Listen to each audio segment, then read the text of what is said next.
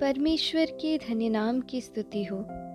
इस प्रातः काल में परमेश्वर ने जो हमें वचन दिया है वह है इब्रानियों की पत्री 12वें अध्याय का 4था वाक्य। तुमने पाप से लड़ते हुए उससे ऐसी मुठभेड़ नहीं की है कि तुम्हारा लहू बहा हो।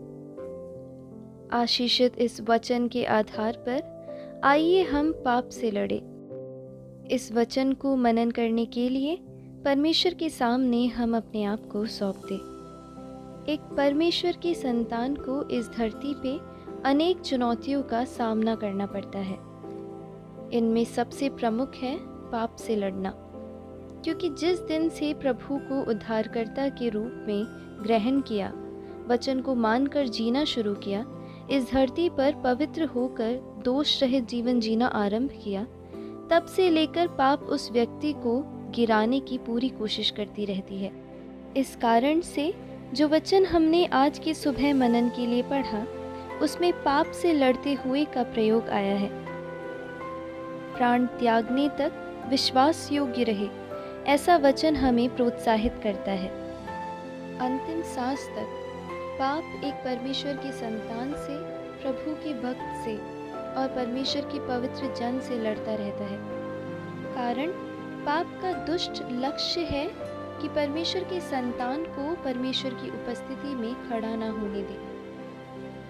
कई लोग पाप में गिरने के तत्पश्चात यह महसूस करते हैं कि मैं पाप में गिर गया।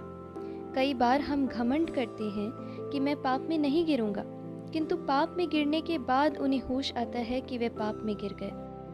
कई लोग पाप को गुप्त में अपने जीवन में चख कर देखते हैं। कई पाप के कार्य करने के बाद अंत में पूर्ण तौर पर दुष्ट के हाथ में फंस जाने के बाद, जीवन में शांति खोने के बाद, दुष्ट मन में ऐसे विचारों को लाते हैं कि बस अब जीवन का अंत करना है। शायद तब कई लोग अपने जीवन में हुए हार और निराशा को पहचान पाते हैं। पाप हमें चुंबकीय शक्ति के मानंद हमेशा हमें अपनी ओर आकर्षित करता रहेगा। हमने कई बार यह देखा है कि जैसे मकड़ी जाल बुनकर अपने शिकार का इंतजार करता रहता है कि उसके जाल के किसी भी कोने पर यदि कोई छोटा प्राणी फंस जाए, तो मकड़ी जो अपने जाल के कोने में छिपा हुआ होता है, आकर बार बार उस जीव को अपने जाल में फंसाकर उसे मार कर अपना शिकार बना लेता है। पाप का फंसाने वाला स्वभाव हमें फंसाकर हमेशा की आग में, मृत्यु में धकेल देता है। भक्त ने जिस प्रकार गीत में गाया है, हम भी उसके साथ मिलकर गाने पाएं। पाप से प्यार करने अब मैं न जाऊंगा, परमेश्वर की संतान होकर मैं इस जग में जीऊंगा।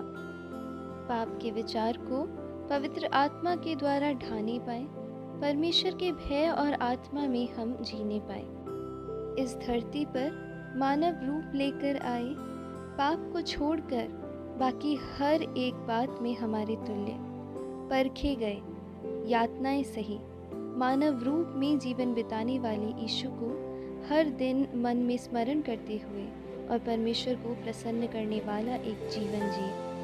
पाप से लड़ने के लिए, प्राण देने तक विश्वास योग्य रहने के लिए परमेश्वर हमें अनुग्रह दे। इन वचनों से प्रभु हम सबको आशीष दे। आइए हम अपनी आंखें बंद करें और प्रार्थना में जाएं। हे हमारे स्वर्गीय पिता परमेश्वर, पाप से लड़ने के लिए हमें आपकी कृपा प्रदान कीजिए। पाप के साथ समझौता न करके पाप की चिंता को जड़ से मिटाने में इस वचन के द्वारा अपने प्रियजनों को शक्ति प्रदान करें। यीशु मसीह के नाम से मांगते हैं, आमीन। आप सबका दिन अनुग्रहित हो।